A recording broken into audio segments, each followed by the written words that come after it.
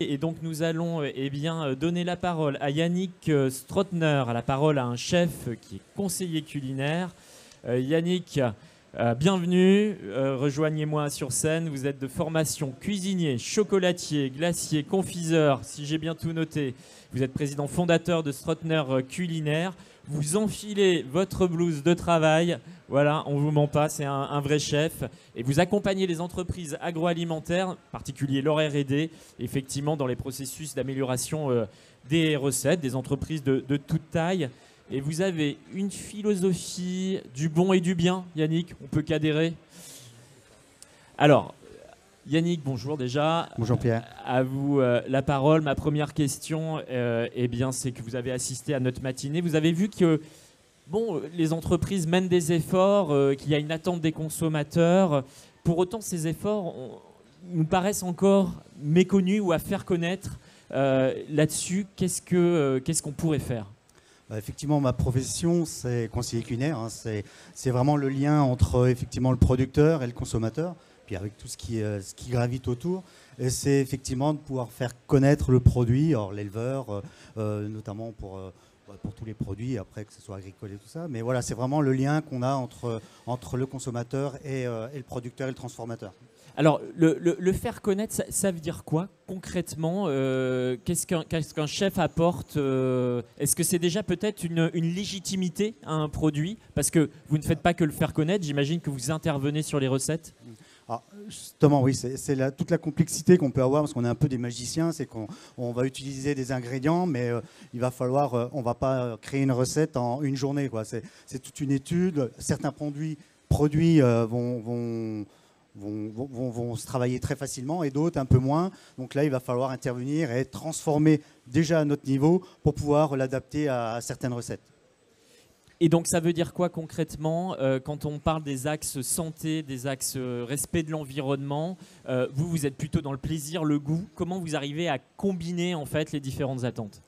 Un exemple tout simple, notamment j'ai travaillé il n'y a pas très longtemps sur les légumineuses, puisqu'on nous demande de supprimer, attention, hein, je ne veux pas mettre Léo là, mais le carnet. Donc, on sait très bien que les légumineuses sont une source de protéines. Oui. Donc dernièrement on a travaillé avec Lego, qui est une association sur les légumineuses, sur comment réaliser des recettes et apporter quand même ce taux de protéines. Et notamment le sujet c'était... là-haut, puisque c'était pour les astronautes sur l'alimentation. Donc il y avait toute une réflexion. Alors pourquoi on utilisait ces produits? Pourquoi on a mis ces produits en avant? C'est que c'est un produit sec, c'est un produit facile à transporter, qui n'est pas lourd. Donc il y avait toute une réflexion sur le sujet, sur la consommation, sur des recettes, effectivement, mais sur aussi l'utilité et le transport de ce produit-là. Alors, légumineuses, c'est une grande famille. Prenons l'exemple peut-être des pois chiches. J'imagine que ça a été la légumineuse sur laquelle vous avez travaillé. Parce que c'est un produit qui est assez facile à utiliser et on a une variété qui est assez large en recettes et c'est un produit où on peut tout utiliser, quoi. Il y a le produit, mais aussi la façon de le cuisiner, puisqu'on a ce qu'on appelle l'aquafaba, c'est l'eau de trempage ou l'eau de cuisson, et qui va nous permettre de l'utiliser sous une autre forme, notamment qui va remplacer la matière, l'œuf, le blanc d'œuf, pour le monter. Donc là, on va utiliser l'aquafaba, aqua, eau, faba, haricot, du latin, et on va pouvoir le monter comme un blanc d'œuf, en fait. Effectivement. Donc là, on voit bien que parce que c'est une légumineuse qui a des vraies propriétés intéressantes au niveau de la production sur le plan environnemental, qu'on va essayer chercher de la culinarité, des nouveaux usages, et là notamment pour ses capacités d'émulsifiant en fait. Voilà, c'est ça, tout à fait. Et la matière en elle-même, pareil, le pois chiche peut être adapté sur plusieurs. Enfin, on connaît le mousse, mais le mousse, rien que dans cette recette-là, il y a des centaines et des centaines de recettes divers. Notamment en rajoutant des ingrédients, les épices, les herbes, enfin tout ça. Ouais. Alors, parce que le pois chiche, on développe encore, on prend un instant, on a la chance d'avoir un chef avec nous, pas d'arrière-goût, sauf erreur, mais par contre un effet tannant, un peu d'astringence. Donc comment on la travaille, cette astringence? Oui, effectivement, on a un goût un petit peu pâteux en bouche. C'est assez facile. On va surtout utiliser des huiles.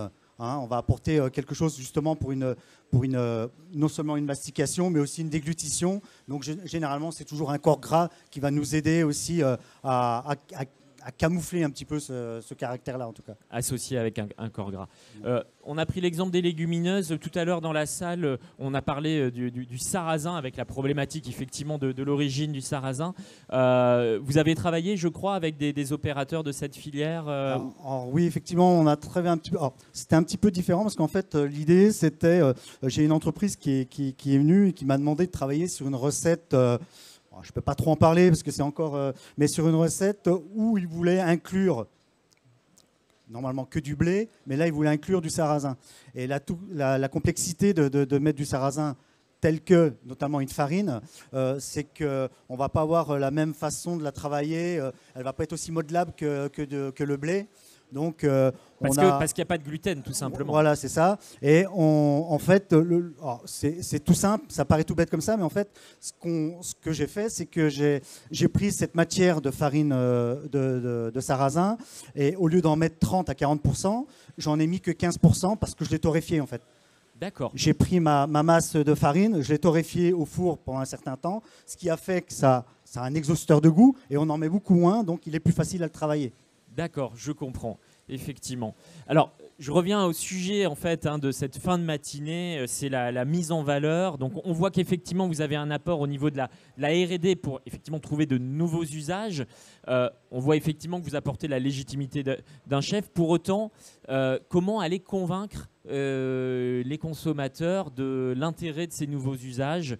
Est-ce que là, vous avez des exemples en fait d'actions qui sont pertinentes? Ouais, on en a parlé tout à l'heure. En fait, la consommation est complètement différente. Depuis notamment la Covid, on a plus une consommation de street food. On en parlait tout à l'heure, justement, dans les pourcentages sur les aliments consommés et tout ça.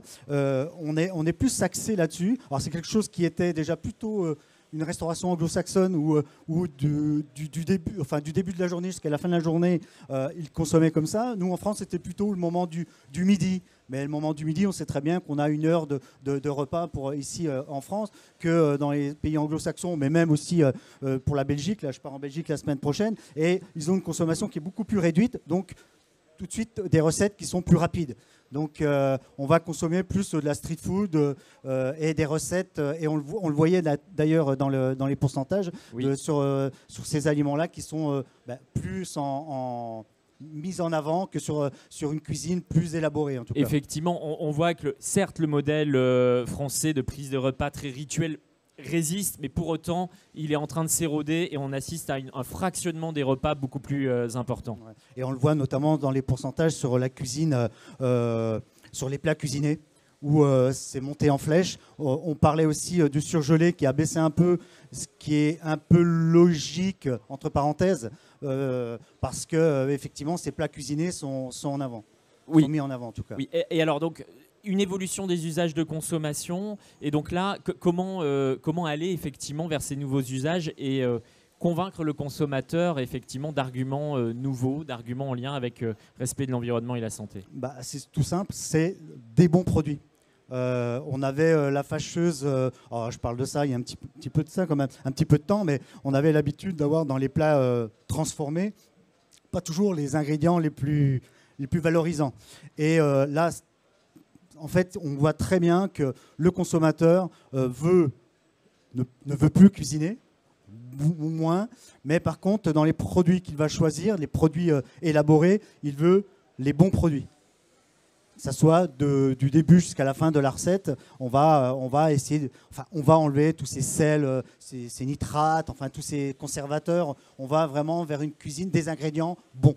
D'accord. Et c'est ce qu'on vous demande, la vingtaine d'entreprises que vous accompagnez, lorsqu'il s'agit de travailler sur des alternatives plus respectueuses de l'environnement, par exemple des alternatives végétales, si elles sont vraiment plus respectueuses de l'environnement, c'est de les rendre savoureuses en fait. Voilà, c'est ça. C'est aussi bien dans les ingrédients, c'est aussi bien aussi dans les contenants, puisque c'est vraiment une guerre qui s'est aussi montée depuis quelques années. Et vraiment, c'est une association des deux en fait. C'est les bons produits, un bon ingrédient, et puis une bonne façon de les travailler, bien évidemment. Alors, dernière question, Yannick. Vos compétences, effectivement, elles sont précieuses pour les transformateurs. Pour autant, est-ce qu'il n'y a pas un peu un manque, justement, de cuisiniers? Est-ce qu'il n'y a pas un besoin de formation dans le domaine Si. Bon, ça, c'est tous les jours, hein, on le voit, puisque de toute façon, tous les restaurateurs, que ce soit du restaurateur étoilé jusqu'aux restaurations de collectivité, les chaînés, tout ça, tous les jours, moi j'ai des coups de téléphone pour savoir est-ce que j'ai des gens qui seraient susceptibles de travailler pour eux. Et c'est effectivement, c'est un peu le côté blessant de ce métier-là. Si on revient sur le métier, pour moi, un des plus beaux métiers du monde que je fais, parce que je suis au contact de gens, je suis au contact des transformateurs, je suis au contact des gens, des consommateurs. Donc pour moi, c'est vraiment un régal. Effectivement, notre métier en tant que conseiller culinaire, parce qu'on n'est pas énormément, est quelque chose qui est en train de se développer. Alors notamment là, on est en train de mettre en place avec des associés une formation pour former les futurs conseillers culinaires. D'accord, vous transmettez, vous passez le flambeau d'une certaine façon à une jeune génération. Voilà, alors, pas forcément jeune. Plutôt des reconversions alors. On s'est aperçu qu'en faisant une enquête, parce c'est bien de lancer des nouvelles choses, mais on s'est aperçu qu'en fait c'était surtout des chefs, des restaurateurs qui, avec encore l'effet Covid, ah oui, d'accord, étaient ouverts 5 à 6 jours par semaine, sont mis à ouvrir que 3 jours. Donc il y a quand même un manque à gagner. Donc en fait, ils faisaient déjà du conseil, parce qu'ils accompagnaient déjà des entreprises. Et en fait, ce qui nous a fait faire, ce qui nous a fait prendre conscience. Voilà, prendre conscience de ça, c'est qu'en fait, c'était une demande. En fait, ils veulent bien accompagner, mais ils veulent avoir aussi l'expérience et avoir aussi le côté aussi scientifique de ce métier-là, en tout cas. Et donc là, concrètement, il y a une formation qui est en train de se monter, c'est ça? Alors oui, j'en serai le directeur pédagogique, mais on va monter ça avec la société qui s'appelle Meditea Academy. Et c'est une formation qui aura la particularité d'être en visio et en vidéo.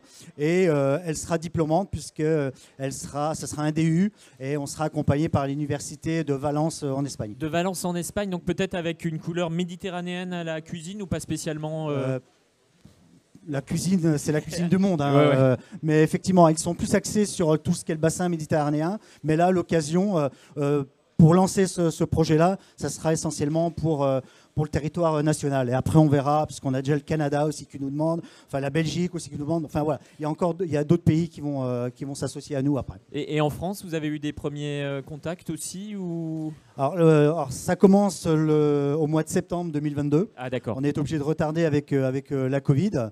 Et oui, il y a déjà des inscrits, parce que c'est des sessions de 15. Et on a déjà une demande, une quarantaine de chefs qui sont intéressés par cette formation. Merci Yannick pour ces éléments. Je me tourne vers la salle. Est-ce qu'il y a des questions à notre chef du jour, Yannick Strottner, conseiller culinaire, ou des questions sur le chat?